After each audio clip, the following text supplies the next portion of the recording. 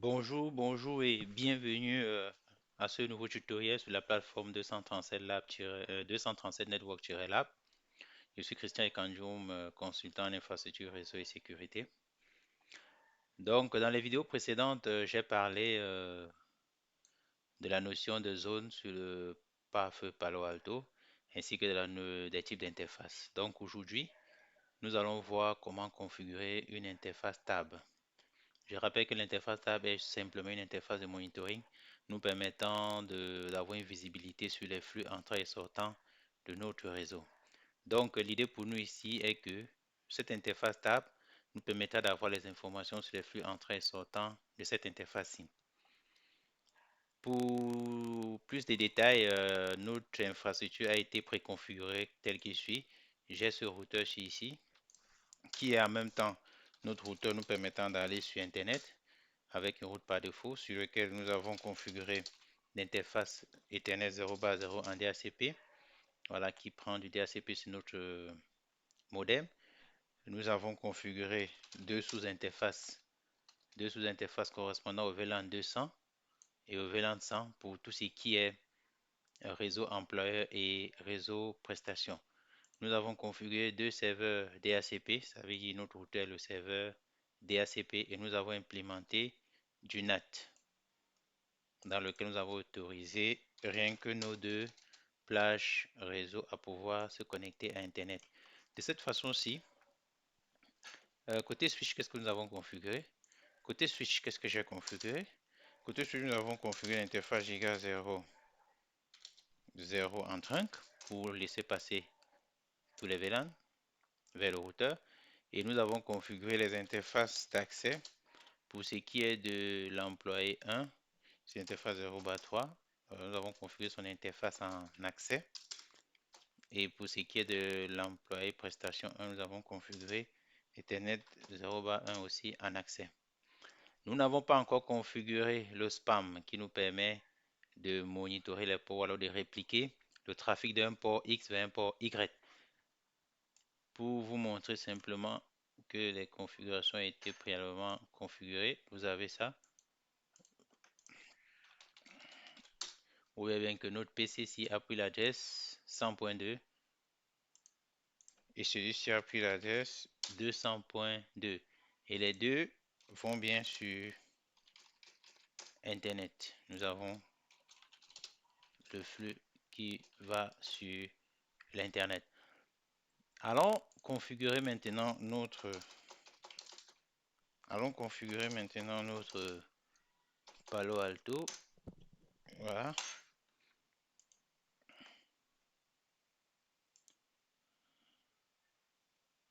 Configurons notre Palo Alto. Pour ceux qui ne parviennent pas à se connecter ou alors à configurer leur interface de management Palo Alto, ils n'ont qu'à suivre l'une des vidéos que j'ai fait concernant la customisation de l'interface management la customisation de l'interface management vie de Palo Alto. Donc, ceci étant, nous avons accès à notre interface web. Nous allons au préalable définir la zone, puisque pour qu'une interface puisse être configurée, il faut définir la zone à laquelle elle va appartenir. Du network zone, nous définissons notre zone ici comme zone. Nous appelons analyse. Analyse que nous appliquons et nous attribuons, nous avons, c'est l'interface 1/1 qui est connectée à notre switch. Nous définissons cette interface comme tab, nous mettons une description, monitoring, et nous affectons cette interface à notre zone analyse que nous appliquons. Maintenant, il faut définir une règle parce que cette interface communique avec elle-même. L'idée est de pouvoir gérer le trafic entrant et sortant de cette interface-là. Donc, nous allons créer une politique que nous appelons analyse flux, par exemple. Analyse flux qui va de la zone entrant, c'est ça. Zone sortant, c'est ça. Donc, il va analyser le flux, il va laisser passer le flux sur la même zone en entrant et en sortie de cette zone. Et nous rappelons que l'interface tab n'admet pas le contrôle de flux tel que le filtrage d'application utilisateur et autres. Donc, ceci étant, nous appliquons notre règle là et nous pouvons bien voir qu'ici, il n'y a pas de monitoring qui est fait. Nous appliquons notre configuration et nous patientons. Nous avons bien vu qu'ici, il n'y a pas de flux qui est fait. Pourtant, nous avons bien nos PC qui peuvent aller sur... nous allons vite ouvrir. Nous allons lancer un ping continu. Et nous allons ouvrir nos flux là.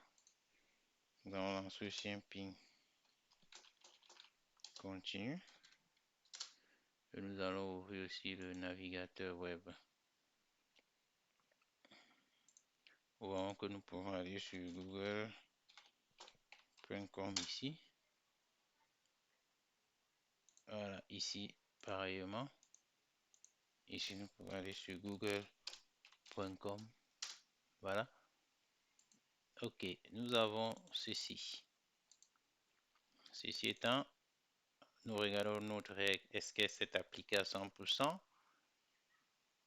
Nous patientons quelques secondes.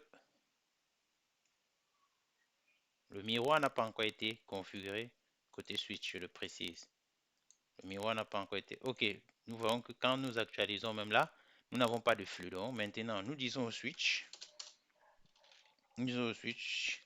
récupère, ouvre une session 1 où tu récupères, des informations du VLAN 10, dans les deux sens. Apparemment, dans la même session, tu récupères pour le VLAN 200 dans les deux sens. Et tu enverras cela dans la même session sur l'interface Ethernet 1/1. Je rappelle que l'interface Ethernet 1/1, c'est l'interface sur laquelle pointe notre Palo Alto. Donc, ceci étant, voilà la config est faite. Nous avons fait le...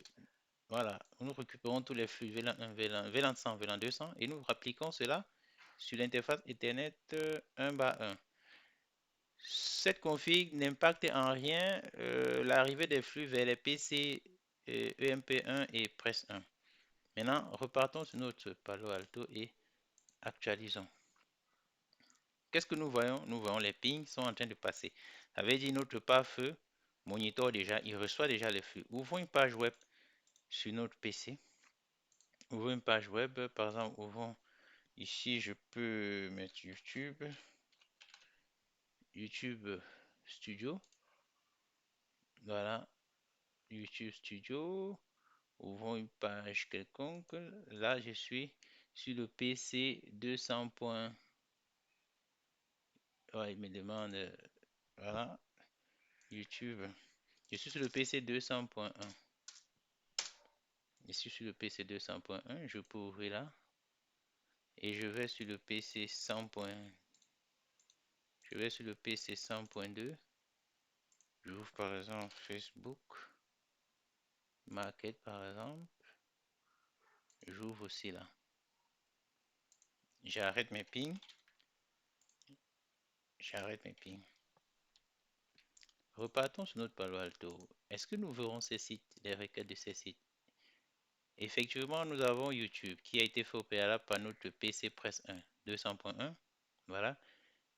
Et nous avons notre PC 100.1 qui a essayé de joindre Facebook. Là. Repartons là et essayons. Voilà, de joindre Facebook qui est là. Rentrons et essayons d'ouvrir Twitter.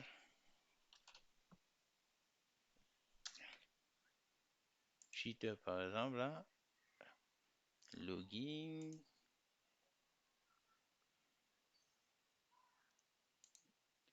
Nous pouvons tester quel site. CNN. Donc, ouvrons là par exemple. Et quand nous observons ici, nous voyons bien que le PC 100.2 a ouvert des sites dont nous ouais, qui ne sont pas identifiés. Voilà. Donc, c'est ainsi que vous pourriez décider d'appliquer des filtres sur ce type de site. Voilà, des filtres qui bloqueront certainement ces ces sites non tagués. Nous pouvons ouvrir quel site? Facebook,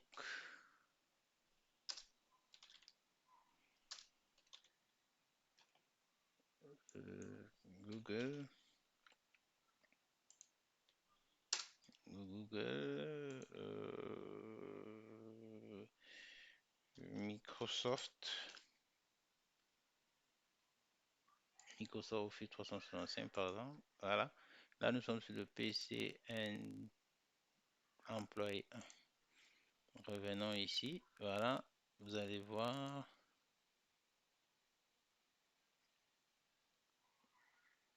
Vous voyez bien qu'il parvient à identifier des flux. Voilà.